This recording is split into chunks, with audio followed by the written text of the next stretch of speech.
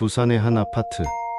평범한 신혼부부가 집으로 들어가는 모습은 CCTV에 남았다.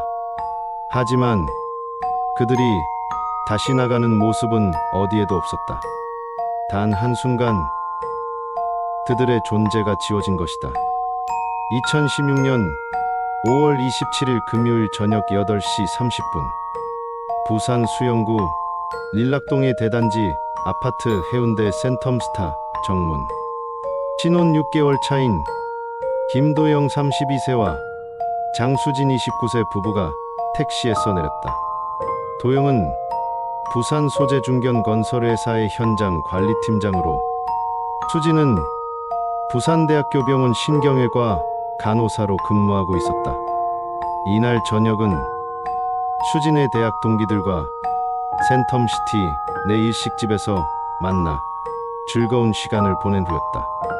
평소보다 늦은 시간이었지만 주말을 앞둔 금요일이라 기분이 좋아 보였다. 아파트 정문 보안실의 CCTV에는 두 사람의 모습이 또렷하게 기록되어 있었다. 도영은 퇴사에서 입던 남색 와이셔츠에 베이지 면바지를 입고 있었고, 수진은 흰색 블라우스에 검은색 치마, 그리고 빨간색 카디건을 걸치고 있었다. 수진이 들고 있던 브랜드 핸드백과 도영의 검은색 서류, 가방까지 선명하게 보였다. CCTV 화면 속 두 사람은 자연스럽게 대화를 나누며 걸어오고 있었다. 수진이 무언가 재미있는 이야기를 하는지 도영이 고개를 끄덕이며 웃는 모습도 포착되었다. 결혼 초기에 다정한 부부 모습 그대로였다.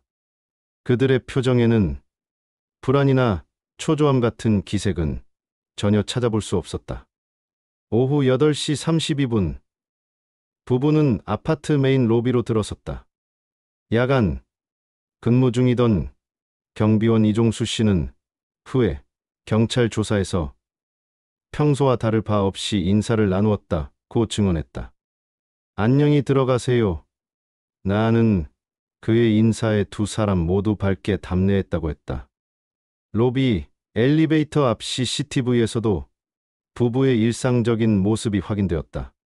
22층 버튼을 누르고 기다리는 동안 수진이 도영의 팔짱을 끼는 자연스러운 모습이 기록되어 있었다. 엘리베이터가 도착하자 도영이 수진을 먼저 태우고 자신이 뒤따라 들어갔다. 저녁 8시 34분 엘리베이터 문이 닫히며 두 사람의 모습이 1층에서는 마지막으로 포착되었다. 22층 복도에 설치된 CCTV에는 저녁 8시 35분 엘리베이터에서 내린 부부가 2205 자신들의 집으로 향하는 모습이 기록되어 있었다. 도영이 현관 디지털 도어락에 비밀번호를 입력하고 수진이 먼저 집 안으로 들어간 후 도영도 따라 들어가며 문을 닫는 장면까지 모든 것이 평범했다. 해운대 센텀스타는 부산에서도 손꼽히는 고급 아파트 단지였다.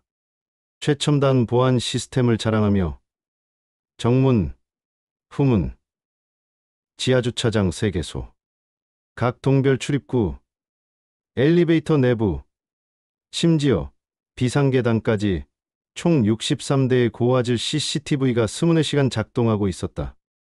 관리사무소에서는 새 한 마리가 날아가도 포착할 수 있다고 자랑할 정도였다. 그런데 문제는 바로 그 다음부터 시작되었다. 토요일이 지나고 일요일이 되어도 두 사람이 2205호에서 나오는 모습은 그 어떤 CCTV에도 포착되지 않았다. 주말 내내 집 안에만 머물렀다고 가정할 수도 있었지만 월요일 아침이 되어도 상황은 마찬가지였다. 아파트 관리사무소 직원들은 평소와 다른 점을 전혀 발견하지 못했다고 증언했다.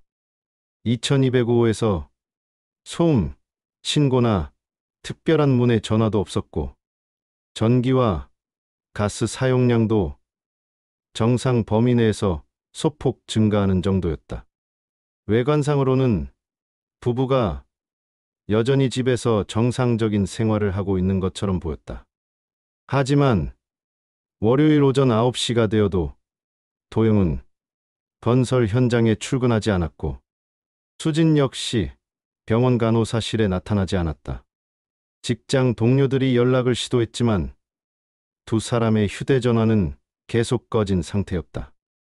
이렇게 2016년 5월 27일 저녁 8시 35분 2205 현관문이 닫힌 그 순간이 김도영, 장수진 부부를 공식적으로 마지막 목격한 시간이 되었다. 마치 그들이 집 안에서 흔적 없이 증발해버린 것처럼 2016년 5월 30일 월요일 오전 7시 평소보다 30분 일찍 일어나는 수진의 습관을 알고 있던 언니 장미영 씨가 첫 번째 전화를 걸었다. 간호사인 수진은 아침 일찍 병원에 도착해 인수인계를 받는 것이 일과였다. 하지만 수진의 휴대전화는 꺼져 있었다. 어? 왜 꺼져 있지? 이영 씨는 처음엔 단순히 늦잠을 자는 것으로 생각했다. 하지만 오전 8시, 9시가 되어도 연락이 안 되자 불안감이 커졌다. 수진은 평소 약속이나 연락에 철저한 성격이었기 때문이다. 부산대학교 병원 신경외과 간호사실에서도 이상 신호가 감지되었다. 오전 7시 30분 인수인계에 참석해야 하는 수진이 나타나지 않은 것이다. 수간호사 박현숙 씨는 수진의 휴대전화로 여러 차례 연락을 시도했지만 계속 꺼져 있었다. 수진 씨가 무단 결근을 할 사람이 아닌데. 박 수간호사는 동료들에게 말했다. 수진은 4년차 간호사로 성실하고 책임감이 강하기로 유명했다. 병가를 낼 때도 반드시 전날 미리 연락하는 것이 그녀의 습관이었다. 한편 도영의 직장인 대성건설에서도 비슷한 상황이 벌어졌다. 오전 8시 현장 안전점검 회의에 참석해야 하는 도영이 보이지 않았다. 현장 소장 김태수 씨가 도영의 휴대전화로 연락했지만 역시 전원이 꺼진 상태였다. 이상하네. 도영이가 연락도 없이 안 올 사람이 아닌데. 김 소장은 걱정스러워했다. 도영은 입사 5년 차로 현장 관리에서 없어서는 안 될 핵심 인력이었다. 중요한 안전점검을 앞두고 무단 결근할 이유가 전혀 없었다. 오전 10시 참을 수 없었던 미영 씨가 해운대 센텀스타 아파트로 직접 향했다. 관리사무소에서 사정을 설명하자 관리실장이 함께 22층으로 올라가 주었다. 2205 초인종을 눌러봤지만 아무런 반응이 없었다. 혹시 집에 있는데 못 들었을 수도 있어요. 관리실장이 말했지만 이영 씨는 불안감을 떨칠 수 없었다. 현관문을 두드려봐도 소리만 메아리칠 뿐이었다. 오후 1시 도영의 어머니 김순자 씨도 아들 부부에게 연락이 안 된다며 아파트로 왔다. 두 가족이 만나 상황을 정리해보니 더욱 이상했다. 토요일과 일요일 내내 어느 쪽 가족에게도 연락이 없었던 것이다. 평소 주말에는 꼭 안부 전화를 하는 애들인데. 순자 씨가 걱정스럽게 말했다. 도영은 어머니에게 소성이 깊어 주말마다 안부를 묻는 것이 습관이었다. 오후 3시 그 가족은 결국 수영경찰서에 실종 신고를 하기로 했다. 관할 형사인 이준호 경위가 신고를 접수했다. 성인의 경우 48시간이 지나야 공식 수사에 들어갑니다만 일단 기초 조사는 시작하겠습니다. 오후 4시 경찰과 가족들이 함께 2205호를 열어보았다. 아파트 관리사무소의 마스터키로 문을 연 순간 모든 사람이 당황했다. 집안은 너무나 깔끔하게 정리되어 있었다. 마치 누군가 의도적으로 정리한 것처럼 완벽했다. 텅 빈 거실 테이블, 도영의 지갑도, 수진의 핸드백도, 두 사람의 신분증과 여권, 그리고 노트북까지 모두 사라져 있었다. 남겨진 건 설명할 수 없는 공허함뿐이었다. 하지만 옷장의 옷들은 그대로 남아 있었고 세면 도구도 평상시와 다름없었다. 이상해요. 미영 씨가 수진의 화장대를 살펴보며 말했다. 수진이가 가장 아끼는 목걸이랑 반지도 없어졌어요. 평소 외출할 때 꼭 착용하던 것들이에요. 침실 옷장을 확인한 순자 씨도 고개를 갸웃했다. 도영이 정장 한 벌이랑 캐주얼 옷 몇 벌이 없어진 것 같아요. 며칠치 여행 짐 정도로 보여요.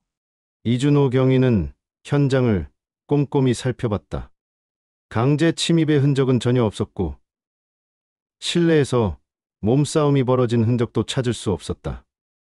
오히려 누군가 계획적으로 필요한 물건들만 챙겨 나간 것처럼 보였다. 단순 외출이 아닌 것 같습니다. 이 경위가 결론을 내렸다. 하지만 강제 연행의 흔적도 없고 일단 CCTV부터 확인해 보겠습니다. 그날 저녁 가족들은 혹시나 하는 마음으로 두 사람의 휴대전화에 계속 전화를 걸었다. 하지만 돌아오는 답은 계속 같았다. 전원이 꺼져 있거나 통화권 밖에 있어 연결할 수 없습니다. 2016년 5월 31일 화요일 오전 9시 수영경찰서 강력팀에 공식 수사 지시가 내려졌다. 이준호 경위를 중심으로 한 3명의 수사팀이 꾸려졌고 가장 먼저 해운대 센텀스타 아파트의 CCTV 분석 작업에 착수했다. 아파트 관리사무소는 경찰에 전폭적으로 협조했다. 총 63대의 CCTV에서 2016년 5월 27일 오후 6시부터 5월 30일 오전 10시까지 약 64시간 분량의 영상을 제공했다. 방대한 분량이었지만 수사팀은 꼼꼼히 분석하기 시작했다. 첫 번째 확인 작업은 부부가 들어간 후 나간 흔적이 있는지였다. 정문, 후문, 지하주차장, 세계 출입구의 모든 영상을 3차례 반복 검토했다. 결과는 충격적이었다. 김도영, 장수진 부부가 아파트 밖으로 나가는 모습은 단 한 프레임도 포착되지 않았다. 이상합니다. 이준호 경위가 동료들에게 말했다. 이렇게 촘촘한 CCTV망에서 두 사람이 동시에 포착되지 않는다는 것은 거의 불가능해요. 수사팀은 다른 가능성도 검토했다. 혹시 CCTV 사각지대가 있거나 고장난 카메라가 있는지 확인했지만 모든 카메라가 정상 작동하고 있었다. 심지어 고양이나 비둘기 같은 작은 동물들의 움직임까지 선명하게 잡히고 있었다. 오후 2시 수사팀은 22층 복도와 비상계단 CCTV도 정밀 분석했다. 엘리베이터로 22층에 올라간 부부가 계단으로 내려갔을 가능성을 확인하기 위해서였다. 하지만 비상계단 CCTV에도 그들의 모습은 없었다. 내부 공범 가능성은 어떻습니까? 수사관 중 한 명이 제안했다. 하지만 아파트 관리사무소 직원들과 경비원들의 근무 일정을 확인한 결과 특별한 이상 징후는 발견되지 않았다. 야간 경비원 이종수 씨는 평소와 같이 정해진 순찰 경로를 돌았고 이 역시 CCTV로 확인되었다.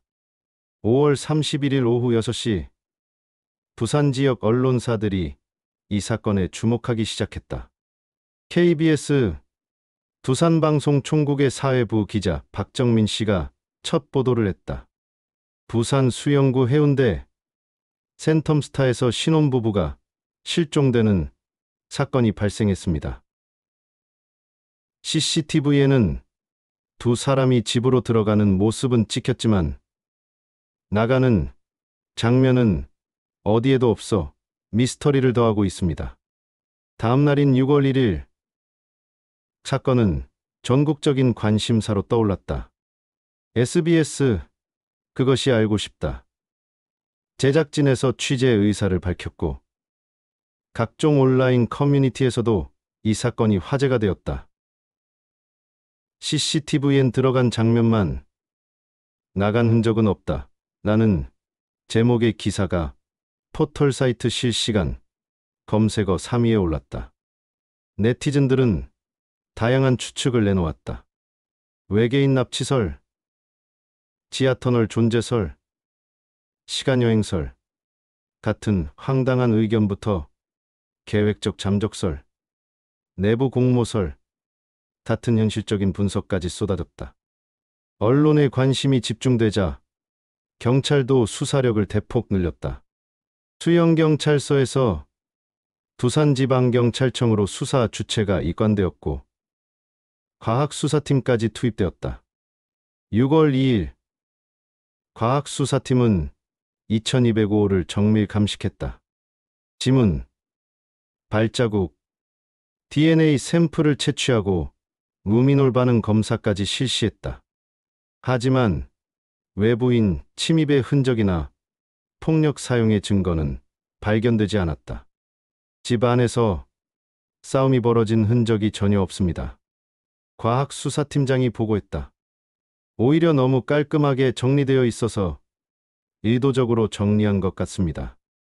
수사팀은 부부의 핸드폰 위치 추적도 시도했다. 하지만 5월 27일 오후 9시경부터 두 사람의 핸드폰 모두 전원이 꺼진 상태였다. 마지막 기지국 접속 위치는 해운대 센텀스타 아파트 인근이었다. 통화 기록도 특별한 점이 없습니다. 통신수사팀 관계자가 말했다. 실종 전날인 26일까지는 정상적으로 가족, 친구, 직장 동료와 통화했고 이상한 번호나 의심스러운 연락은 없었습니다. 6월 3일 수사는 새로운 방향으로 전환되었다. 부부가 스스로 계획적으로 사라졌을 가능성에 무게가 실리기 시작한 것이다. 하지만 가족들과 지인들은 이를 강력히 부인했다. 절대 그럴 사람들이 아니에요. 수진의 언니 미영 씨가 언론 인터뷰에서 눈물을 흘리며 말했다. 빚도 없고 가정 문제도 없었어요. 신혼생활도 행복해했고요. 사건 발생 일주일이 지나면서 전국적인 관심은 더욱 커졌다. 해운대 센텀스타 아파트 앞에는 연일 취재진들이 몰려들었고 호기심 많은 시민들까지 구경을 와서 아파트 주민들이 불편을 호소할 정도였다. 하지만 수사가 진전될수록 더 큰 미스터리만 남았다. 두 사람은 도대체 어떻게, 왜 흔적 없이 사라진 것일까? 2016년 6월 5일 오후 2시 KBS 부산방송 총국 스튜디오에서 긴급 생방송이 시작되었다. 부산 신혼부부 실종사건 특별대담이라는 제목으로 가족들의 첫 공식 인터뷰가 진행되었다. 스튜디오에는 실종된 장수진 씨의 언니 장미영 씨와 김도영 씨의 어머니 김순자 씨가 나란히 앉아 있었다. 두 사람 모두 며칠째 잠을 제대로 이루지 못한 듯 눈가가 퉁퉁 부어 있었다. 먼저 현재 심정이 어떠신지 말씀해 주시겠습니까? 진행자가 조심스럽게 물었다. 미영 씨가 떨리는 목소리로 입을 열었다. 생사 여부라도 밝혀달라고 말씀드리고 싶어요. 제발 단서라도 찾게 해달라고. 말을 잇지 못하고 눈물을 흘렸다. 수진이는 정말 착한 아이예요. 미영 씨가 눈물을 닦으며 계속했다. 어릴 때부터 거짓말 한 번 안 하고 부모님께 걱정 끼친 적이 없어요. 간호사가 된 것도 사람을 돕고 싶어서였고 도영 씨와 결혼한 후로는 정말 행복해했어요. 김순자 씨도 고개를 끄덕이며 말했다. 우리 도영이도 마찬가지예요. 책임감이 강하고 가족을 정말 사랑하는 아이예요. 매주 안부 전화는 물론이고 명절에는 항상 먼저 찾아와서 인사드리고 진행자가 질문을 이어갔다. 혹시 평소와 다른 점이나 이상한 징후는 없었나요? 전혀 없었어요. 미영 씨가 단호하게 답했다. 5월 26일 목요일에도 수진이가 전화했는데 평소와 똑같았어요. 도영 씨랑 주말에 영화 보러 가기로 했다고 신나서 말하기도 했고요. 순자 씨도 같은 의견이었다. 도영이도 26일 저녁에 안부 전화했는데 목소리가 밝았어요. 회사 일도 잘 되고 있고 수진이랑 여행 계획도 세우고 있다고 했어요. 경제적인 어려움은 없었나요? 진행자가 민감한 질문을 던졌다. 전혀요. 순자 씨가 즉답했다. 도영이는 건설회사에서 팀장으로 승진했고 수진이도 간호사로 안정적인 수입이 있었어요. 신혼집도 양가에서 조금씩 도와서 마련했고 대출도 무리가 없는 수준이었어요. 미영 씨가 덧붙였다. 오히려 곧 아이를 가지려고 준비하고 있었어요. 수진이가 엽산도 챙겨 먹기 시작했다고 했거든요. 방송이 진행되는 동안 시청자들의 제보 전화가 쇄도했다. 하지만 대부분이 확인되지 않은 목격담이나 추측에 불과했다. 다음 날인 6월 6일, 현충일임에도 불구하고 가족들은 해운대 센텀스타 아파트를 찾았다. 혹시나 하는 마음으로 단지 내 곳곳을 돌아다니며 단서를 찾았지만 소득은 없었다. 여기 지하주차장도 샅샅이 뒤져봤어요. 미영 씨가 방송 인터뷰에서 말했다. 혹시 도영 씨 차에 뭔가 남겨진 게 있을까 해서요. 하지만 차도 평소와 다름없었어요. 도영의 현대 소나타는 지하 2층 B-247자리에 그대로 주차되어 있었다. 경찰이 차량 내부를 정밀 수색했지만 특별한 단서는 발견되지 않았다. 차 안에는 평소 도영이 즐겨 듣던 CD와 업무용 서류 몇 장, 그리고 수진이 차에 두고 다니던 립스틱 하나만 있었다. 가장 힘든 건 기다리는 거예요. 순자 씨가 언론과의 인터뷰에서 털어놓았다. 살아있는 건지 어디 있는 건지 아무것도 모르니까 어떻게 해야 할지를 모르겠어요. 가족들은 매일같이 수영경찰서를 찾아다녔다. 수사 진행 상황을 묻고 또 물었다. 하지만 돌아오는 대답은 늘 같았다. 죄송합니다. 아직 추가 단서가 없습니다. 이준호 경위가 미안한 표정으로 말했다. 최선을 다해 수사하고 있으니 조금만 더 기다려주세요. 6월 10일 실종 2주가 지나면서 가족들은 직접 수색 작업에 나섰다. 미영 씨와 순자 씨를 비롯해 친척들과 지인들까지 합쳐 20여 명이 해운대 일대를 수색했다. 해변가, 공원, 상가 지역을 하나하나 돌아다니며 혹시나 하는 마음으로 찾아봤다. 포기할 수 없어요. 미영 씨가 지쳐서 펄썩 주저앉으며 말했다. 수진이가 어디선가 우리를 기다리고 있을 거예요. 포기하면 안 돼요. 하지만 아무리 찾아도 두 사람의 흔적은 어디에서도 발견되지 않았다. 마치 그들이 지구상에서 완전히 사라진 것처럼 어떤 단서도 남기지 않고 증발해버린 것 같았다. 정말 간절한 마음으로 부탁드려요. 미영 씨가 방송 카메라를 향해 말했다. 혹시라도 작은 단서라도 아시는 분이 계시면 연락 부탁드려요. 저희는 여기서 계속 기다리고 있을 테니까요. 2016년 6월 15일 사건 발생 3주째 부산지방경찰청 광역수사대는 전면적인 재수사에 돌입했다. 기존 수사에서 놓친 부분이 있는지 처음부터 다시 검토하기 시작한 것이다. 도저히 이해가 안 됩니다. 광역수사대장 차민호 총경이 수사회의에서 말했다. 최신식 보안 시스템을 갖춘 아파트에서 두 사람이 동시에 흔적 없이 사라진다는 게 말이 되나요? 해운대 센텀스타는 2014년 준공된 부산의 대표적인 고급 아파트였다. 당시 최첨단 기술로 설계된 보안 시스템은 사각지대가 거의 없다고 자랑했다.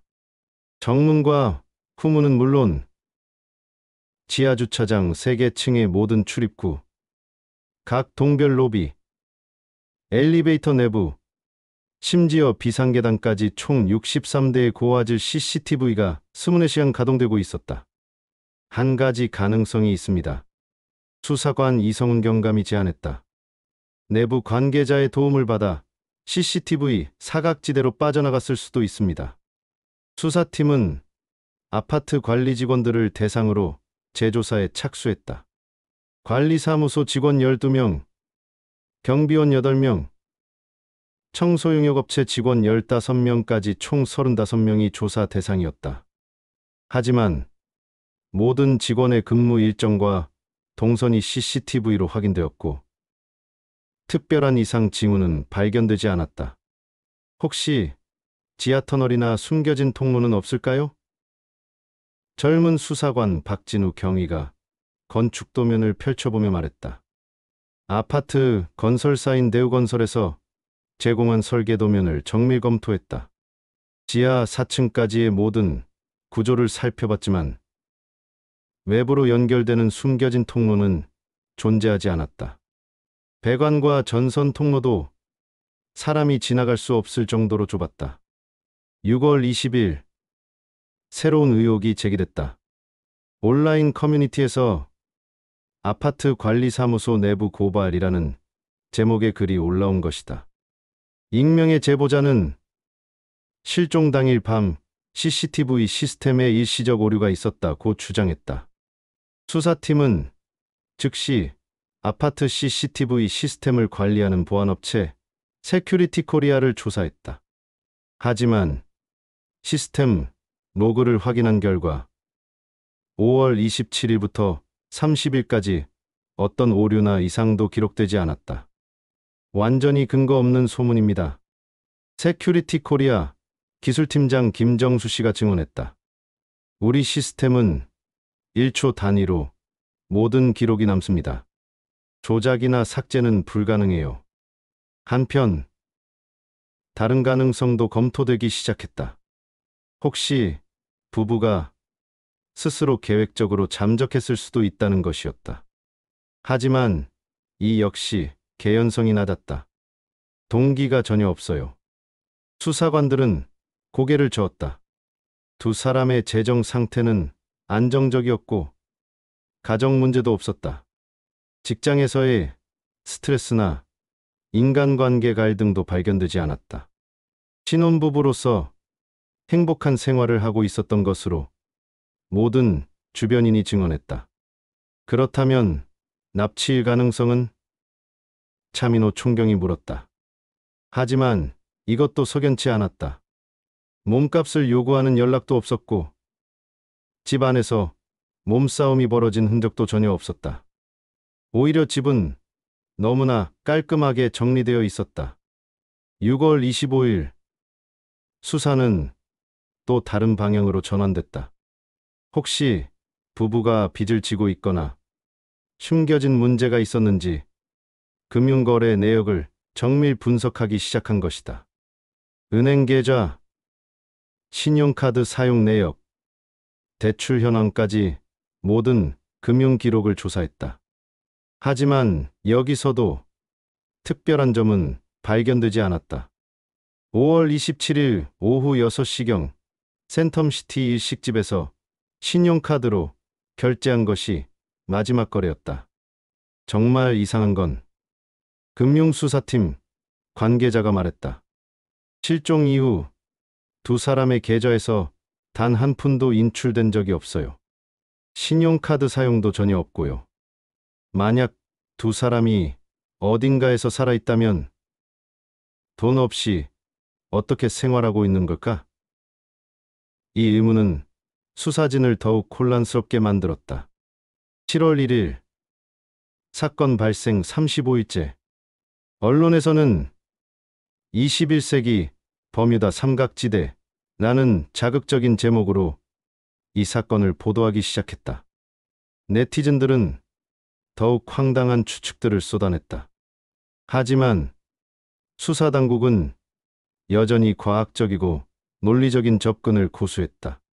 반드시 합리적인 설명이 있을 것이라는 믿음으로 수사를 계속했다.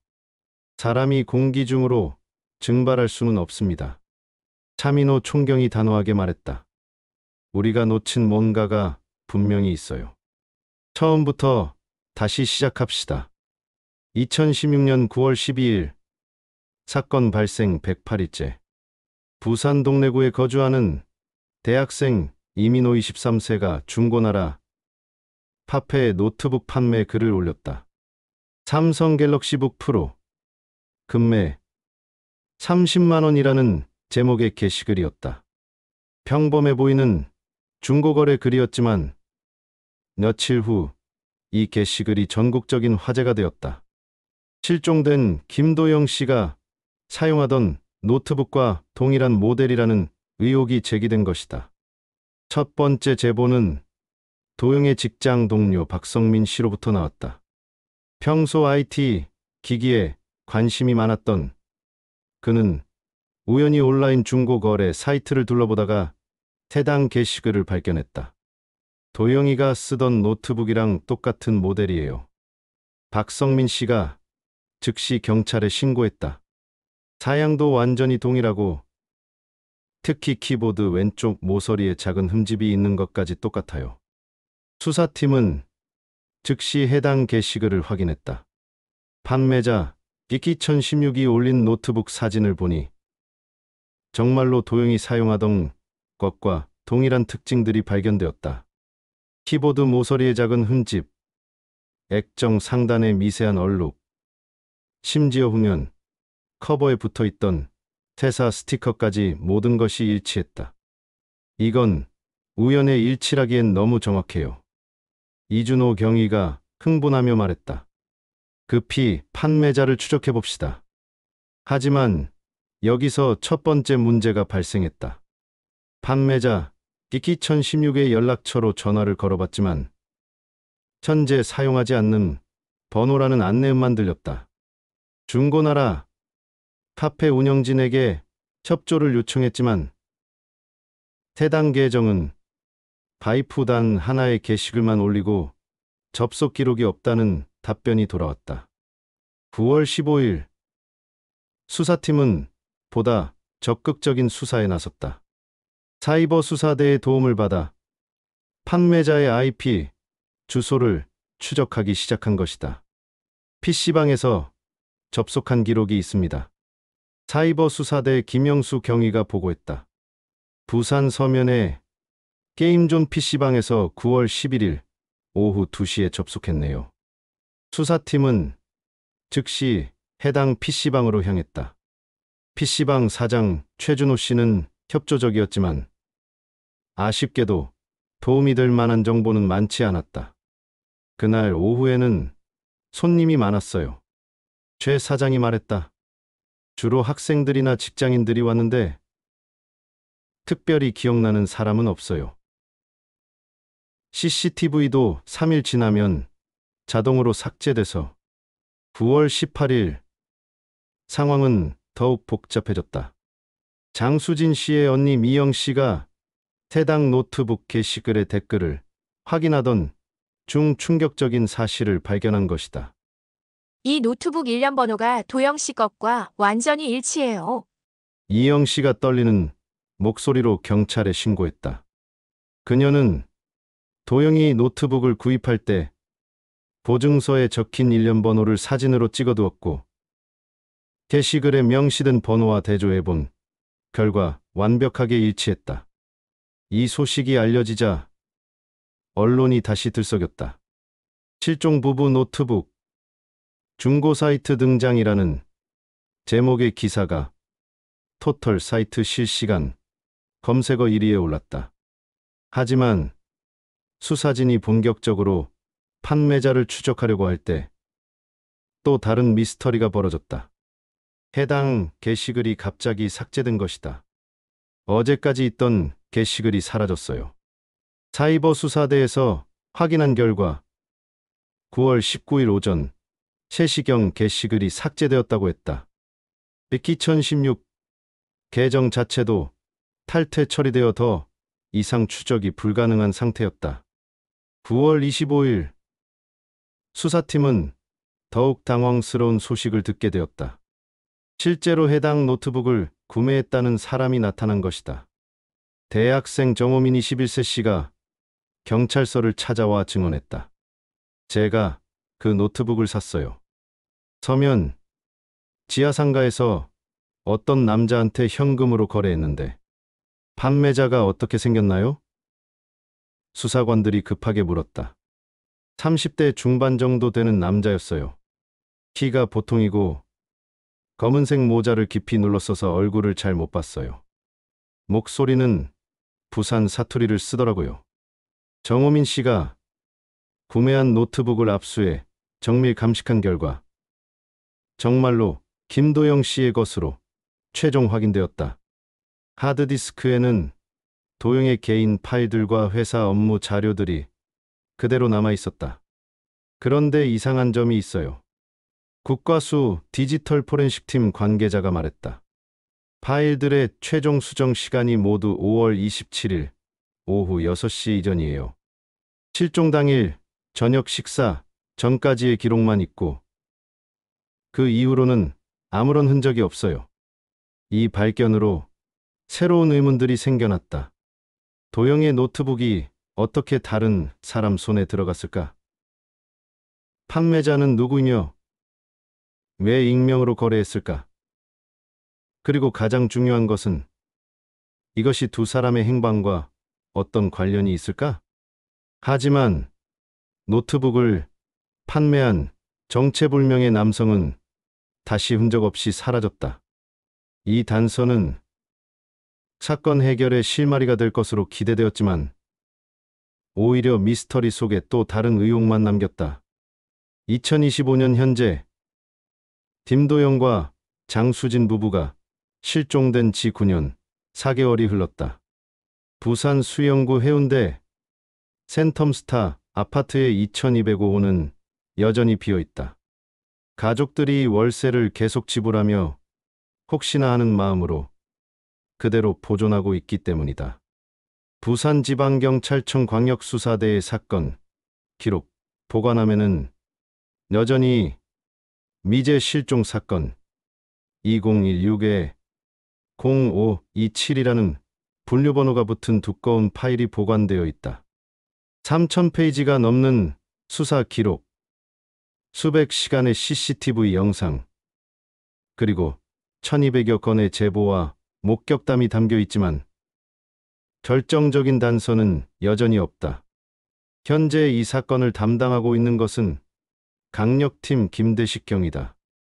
2019년 부임 이후 6년째 이 사건을 맡고 있는 그는 매년 사건 재검토 보고서를 작성하며 새로운 단서를 찾기 위해 노력하고 있다.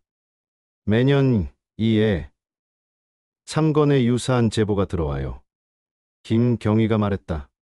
부산 어딘가에서 비슷한 사람을 봤다거나 제주도에서 목격했다는 신고들이죠.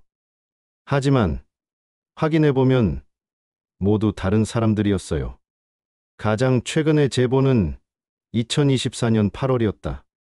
울산의 한 시민이 마트에서 장수진 씨와 똑같이 생긴 여성을 봤다며 신고했다.